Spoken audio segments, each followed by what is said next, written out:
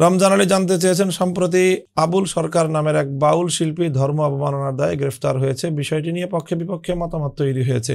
বাউলরা কি শুধুই শিল্পী, নাকি শিল্পের আড়ালে তারা ইসলাম ধর্মকে টার্গেট করে ভিন্ন মতাদর্শ প্রচার করে? ইসলামের দৃষ্টিতে তাদের মতাদর্শের শুদ্ধতা কতটুকু?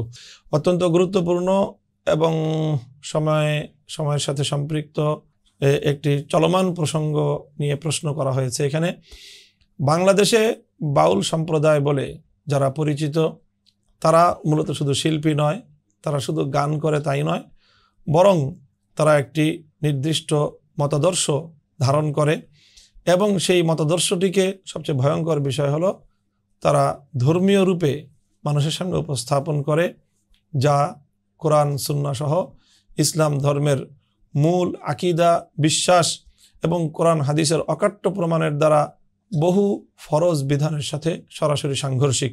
কাজে এই জন্য বাউলদেরকে অন্যান্য সাধারণ গানের শিল্পী হিসেবে আখ্যায়িত করা এটি কোনোভাবেই বাস্তবসম্মত নয়, বরং বাউলদের জীবনাচার, বাউলদের ধর্মবিশ্বাস, বাউলদের বক্তব্য, এই সবগুলোই ইসলামের সাথে সরাসরি সাংঘর্ষিক অনেক বক্তব্য এবং তারা কোরআন হাদিসের তেমন কোনোই জ্ঞান রাখে না এবং কোরআন হাদিসের জ্ঞান ছাড়াই তারা নিজেদের মন গড়া কিছু বক্তব্যকে তারা তরিকত, মারেফত, এই জাতীয় ইসলামের যে খুব উচ্চাঙ্গের কিছু পরিভাষা, মারেফত, তরিকত, এই জাতীয় পরিভাষার আড়ালে তারা কুফরি এবং সরাসরি কোরআন হাদিস বিরোধী অনেক মতবাদ এবং অনেক ধ্যান বিশ্বাস তারা সমাজে প্রচার চালায়।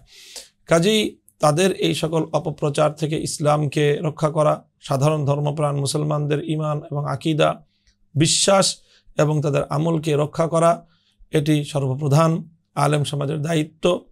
এরপরে সাধারণ মানুষের দায়িত্ব, প্রশাসনেরও এ বিষয়ে কর্তব্য রয়েছে। কোনো মানুষ যেন ধর্মের নামে অধর্মকে মানুষের মাঝে প্রচার করতে না পারে, সেটি অবশ্যই দেখভাল করা প্রশাসনের দায়িত্ব।